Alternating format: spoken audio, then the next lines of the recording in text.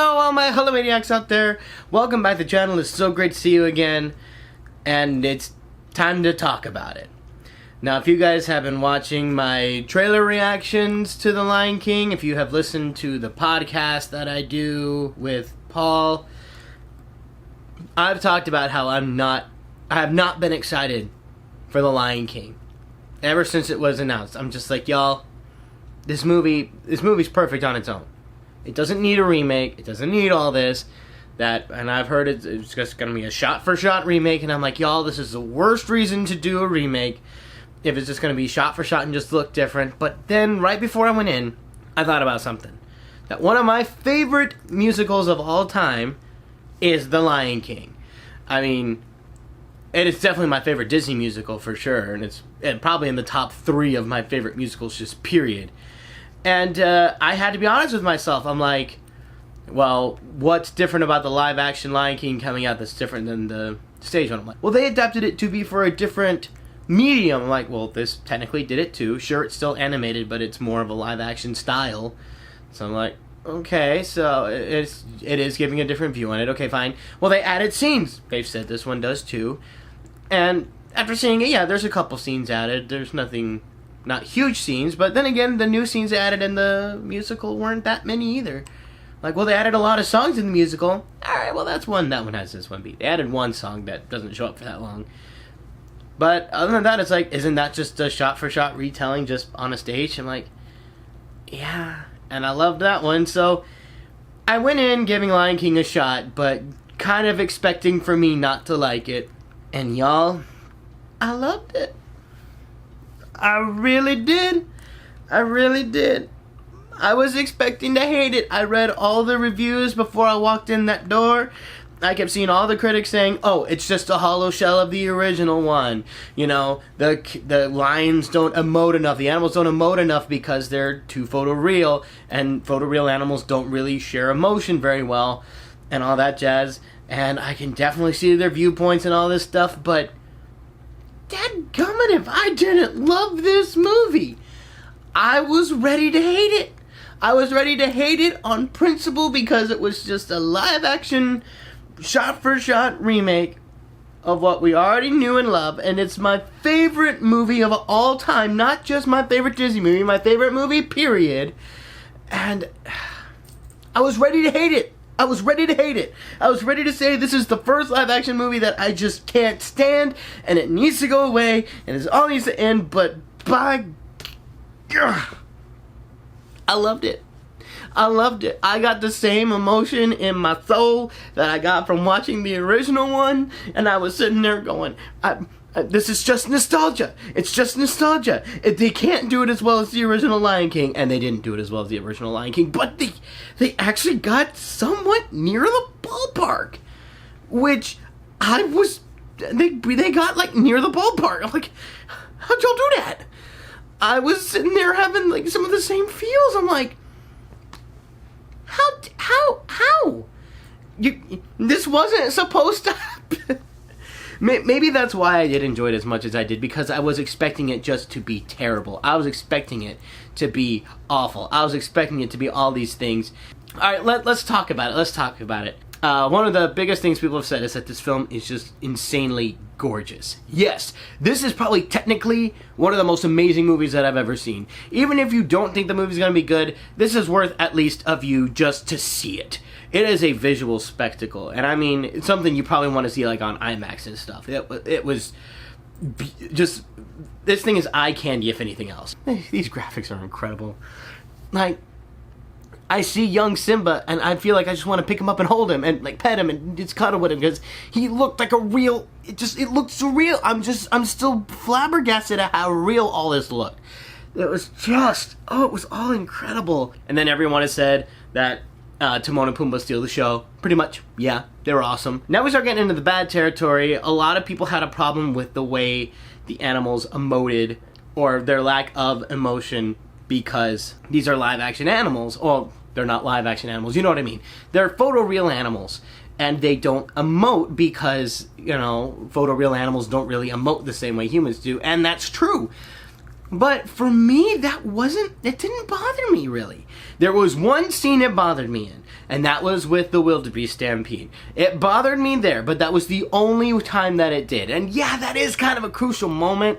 So, yeah, that one kind of suffered, but it didn't hurt. It didn't mess with me that much, because I feel like the voice acting saved it for me. It was, really just had a problem with young Simba. Because in the animated one, you can see him crying, tears are streaming down his face.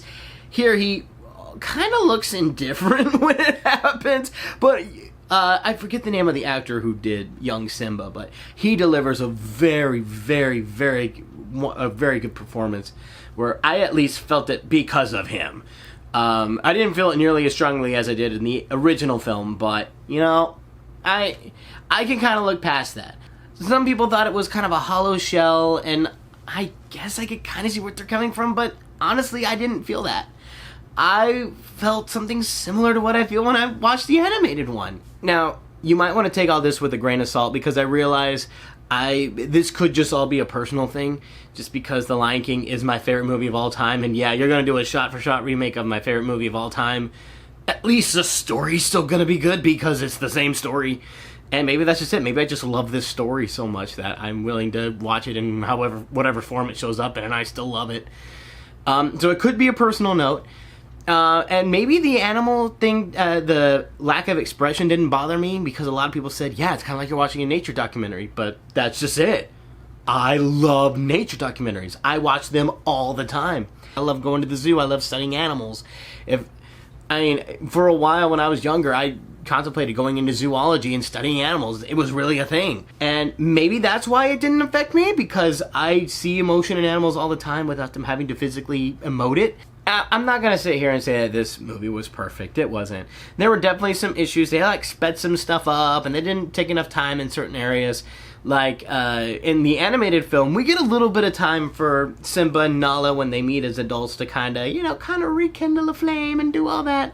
But here it's like, oh, Nala, Simba, oh my gosh, I love you! It happens like that. You're like, dang, slow down, you two. And we have this whole segment of, that part in the movie whenever the dust flies and that dust gets to Rafiki and he realizes that Simba's alive. But this time it's not like dust, it's like a piece of his mane flies through the sky.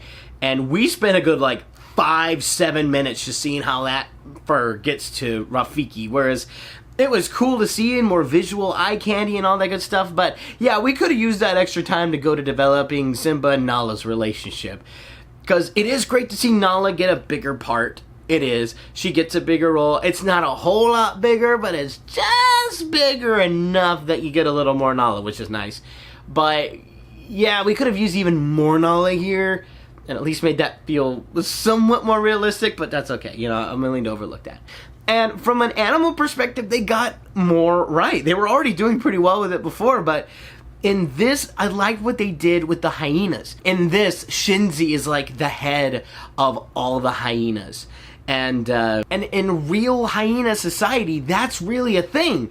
Females are like a third bigger than all the males, and they're in charge. It's very a matriarchal society. It's one of the few mammal societies where it's like the woman who's in charge in nature. It's really cool, and to see that reflected here was awesome. And to see that she is bigger and takes command more than all the males, I was like, that was really cool, because that's right from a nature perspective. So it's like Scar makes a loose pact with the hyenas throughout the movies, and I thought that was a really interesting take. So when Scar comes into the elephant graveyard, it's not like, oh hey Scar, what's up, da da da da da. This is like, lions and hyenas have been at war since the beginning.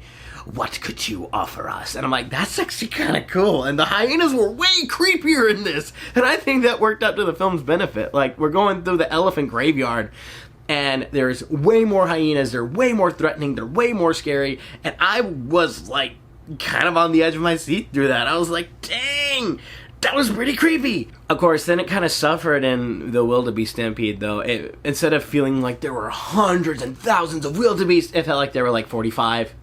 That felt a little underwhelming. Yeah, the whole wildebeest stampede just, I felt like that one could have been better. And I like the fact that we got more into the philosophy thing. We get more from Timon and Pumbaa. You hear a little bit more from their side of philosophy and realize that, you know, maybe that's not all it's cracked up to be. Because we kind of walk away from the first movie going, oh yeah, Hakuna Matata, that's a great lifestyle. Wait, no it's not, because we have responsibilities and we have to do things and da-da-da-da-da. So it was kind of nice to see a little bit more of their philosophy shown and be like, yeah, as fun as that sounds, we can't do that as much as we'd like to. So it was really interesting to see from that perspective. I got what I didn't know that I wanted with this. I really enjoyed it, and this is hands down my favorite live action remake. It is. Yeah, is this movie perfect? No. Did the animated movie do it better? Yeah, but did I still enjoy this a lot? Yeah, to the point where I really want to go watch this again in theaters. I want to go buy the Blu-ray right now. I just want to watch. I just want to watch it. I just want to watch it again.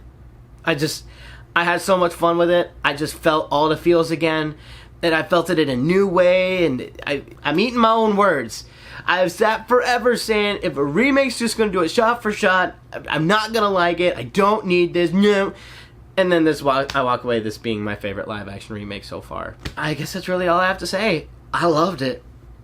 So, have you guys seen Lion King yet? Let me know in the comments. Do you agree with me and think it was awesome? Do you think I'm crazy for thinking it was awesome in the first place and you thought it was terrible? I'm honestly curious at this point because I feel like a lot of people are hating on this, and I can understand why, but at the same time, I'm not gonna hate on it. I loved it. So thank you guys so much for watching. I hope you enjoyed. Don't forget to like, comment, and subscribe, and I'll see you guys later. Bye!